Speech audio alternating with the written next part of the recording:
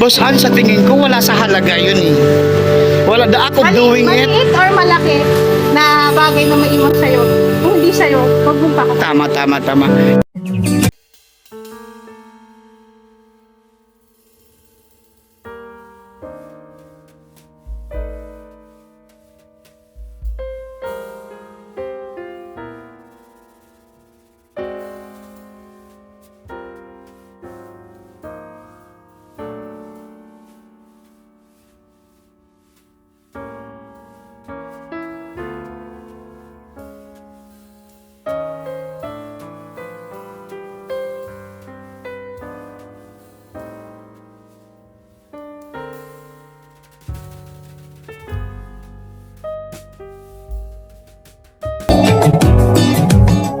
Oh my God.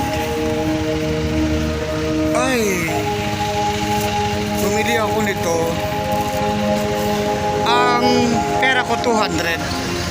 Tapos, hindi. Ang pera ko, nung guys, this is all about honesty. Nagpag-asa ko, 200 na pera ko yung nabot sa crew. Tapos, ang assistant, since rush hour ngayon, naghahatid ako nung anak ko sa school. Hindi ko na naintindi yung supli, umalis agad ako.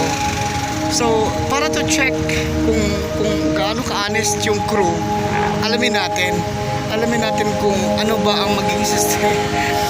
So, eto, ibabalik ba niya ang 50 o hindi? O makukuha ko ba yung supli o hindi? Based on experience, previously, may mga experience ako na talagang hindi na. Well, what is that penny naman, diba? Pero malaking bagay yun sa iba. Ang hirap hanapin ng pera, mataas pa gasolina.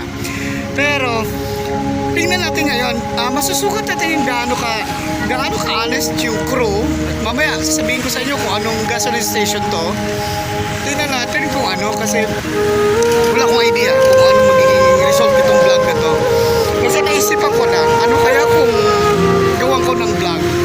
So, alright, let us see kung anong magiging epekto nito. Nagulat ako nung bumalik ako at sinulubong agad ako ng crew at pinaalala sa akin. Hindi ko alam. Nakalimutan mo Nakalimutan mo yung supply mo. So, magmula noon, sunod-sunod na ang mabilis na pangyayari. Minabuti kong alamin kung sino ang kanyang OIC or manager para kausapin, para ipaalam ang commendable act of honesty ng mga crew dito sa gasolinahang ito.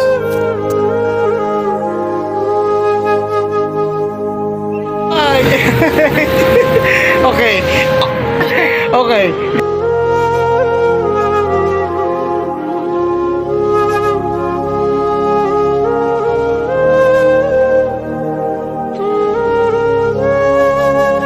Guys, kunin ko lang yung pangalan mo. Okay lang po.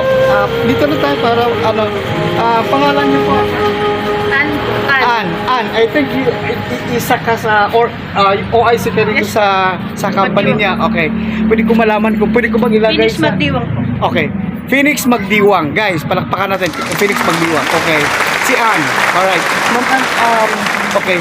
Ganito. Meron lang akong isang commendation kasi sumunod po yun sa tamang process po yung CSR nyo. And recorded po ito sa vlog. Yes, Dumaan po sa process unintentionally without knowing na makakagawa ako ng ganitong content. And this is unexpected. Wala po ako dalang plano kung whatsoever. Nasunod po niya yung tapos nung binalikan ko, ayos po yung process. Okay na po yung approach po sa inyo. Opo, wala po dahil tayo doon kung magkano yung sukli. Wala po tayo doon sa amount. Ang din yung sumusunod sa tamang process. Pinalik po nila yung naiwan niyo po sa mga. Okay. Thank you so much. Yun lang. Yun naman po talaga dapat, sir. Be honest lang po tayo sa trabaho natin. Dapat po kung may naiiwang sukli si customer is naibabalik din po talaga agad.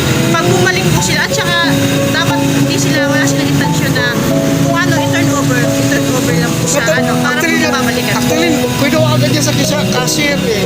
Tsaka parang wala ka abog-abog, wala man ng or whatsoever. Ay, okay. Thank you so much guys. boss, baka pwede mo naman na kaming bigyan kung paano natin ma-maintain yung tips para sa CSR natin. Sir, syempre sa bilang isang tao talaga, sir, nasa sarili na po natin. Hindi lang naman tayo alis sa sarili natin. Oo. Siyempre sa trabaho, at saka sa mga tao na nakakasali sila natin. Doon pa lang, sir, yung isang alis kasi, kumbaga parang respeto sa sarili. Eh, paano mo nalalaman yan? So, ano bang pinagdadaanan mo bilang dito sa company? Ano, sir, syempre, ikaw, alam mo, ikaw mathematic. Hindi sa'yo yan. So, hindi ko nag-CSR po ako. Okay. Nag-cashier din po ako. So, Mm-mm. kung may mga sukli po na iwan, syempre po si CSR bibigay sa'yo. Tapos, kung ba't umalis na po si customer, umalis na po siya, sabi niya ganyan. Kasi umalis na siya. O sige, iyan natin dito. Babalik yan, sabi ko. Okay. Babalik na siya. Yun naman, bumabalik naman sila, sir. So, may coordination ka. Pagka may ganun, pinapala mo kagad sa cashier. Yes, po. And then, ang cashier, pag wala na yung CSR, at least yung cashier alam na may naiiwan. Nag-cashier din naman po. Wala po ako CSR, naging cashier po. Cashier po. Ay, very good, very good. So, naipapasa mo yan sa mga ano mo na merong values na sinusundan. Alis ko talaga. Yung pinaka, parang ano siya sa natin. Okay. You can never go wrong if you're an honest person. Opo. Maraming salamat, Boss Ann. Yeah, you wanted to add? Yes. Ayun po, sir, hindi mo rin mararating yung kumbaga parang pinaka, ano mo, goal mo kung nagsisinungaling ka sa sarili mo pa lang. Okay. Boss Ann, sa tingin ko, wala sa halaga yun eh. Wala, the act of doing it. Maliit or malaki na bagay na maiwan sa'yo, kung hindi sa'yo, huwag mong pakatama. Tama. Yun nga, yung wala sa halaga, the act of doing it, kung kahit attempt mo palang na gagawin mo, ay dishonesty na yun. So, good job tayo ngayon guys kasi suddenly, out of the blue, nakakreate tayo ng isang magandang content na pwedeng pagtutuunan ng aral sa lahat. Hindi lang naman po dito sa company ng Phoenix, na kung saan meron na palang existing values na sinusundan ang mga CSR nila, yung mga crew nila. Dahil nga po dito sa ating OIC, ilang years na kayo OIC? 3 years. Wow, 3 years! So, nagmula ka ng CSR, naging cashier, and then naging OIC. Guys, hindi lahat po kayang sundan ang values ni Boss Ann. Kung tutuusin, mahirap kasi individual, mahirap pag natukso ka, pera, di ba? So sabi ko nga, wala sa halaga, kundi the act of doing it, yung attempt pa lang na gagawin, ay meron ng pag-a-attempt na magiging dishonest ka, minus na yon. So good job. Thank you so much, boss, para sa cooperation mo. Alright. Okay. Honest na crew ng isang gasoline station.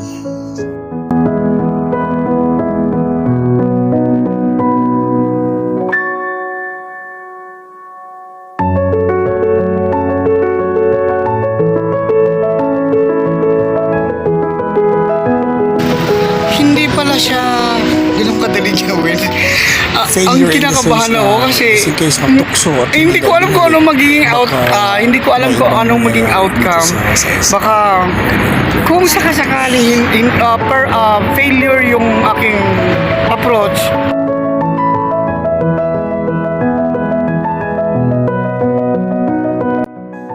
sumunod lang sa tamang process at kung ngayon, basically may kasalanan ako doon. Ako nakalimutan ko eh. So,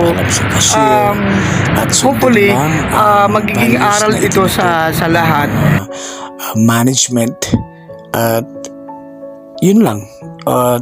The rest will go into smooth flowing.